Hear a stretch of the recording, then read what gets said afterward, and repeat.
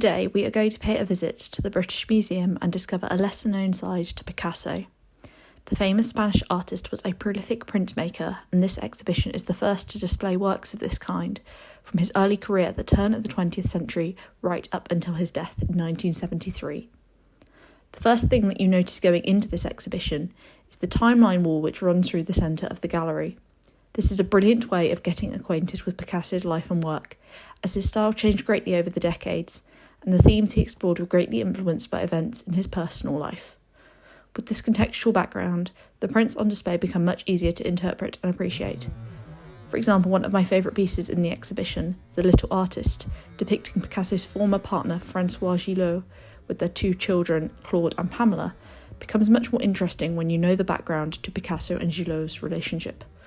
On first glance, you can empathise with Picasso's sorrow about his limited access to his children, but after discovering his abusive behaviour towards Gillot, the lithograph and the reactions it provokes become more complex. And this exhibition thrives on complexity, showcasing the good and bad sides of Picasso's character, but never judging him. As previously mentioned, it covers his poor treatment of his partners, such as his first wife Olga, and his long-term partner, the surrealist painter Dora Maar, and his troubling depictions of sexual violence, often featuring his alter ego, the Minotaur, which symbolised the darker aspects of his personality. But there are also the charming illustrations of animals designed to be featured in a book on natural history, playful dry-point engravings of circus performers, and moving portraits of lovers and close friends. The variety of styles and textures is incredible. It is sometimes difficult to believe that these works are all by the same artist. The exhibition travels from the bleakness of his early prints, the poor and the frugal meal, to the harsh lines and geometric shapes of his Cubist era, and then on to works that more closely resemble his famous monumental paintings Guernica and Les Demoiselles d'Avignon. One constant throughout Picasso's printmaking career is how creative he was. The frugal meal's grim subject matter of poverty and starvation is mirrored by Picasso's reusing of an etching plate belonging to a fellow artist, whilst he effortlessly conjures up a woman's body with just two lines in Two Nude Women. However, the cleverest work in the exhibition is unarguably Still Life Under the Lamp, viewed by many as one of Picasso's masterpieces.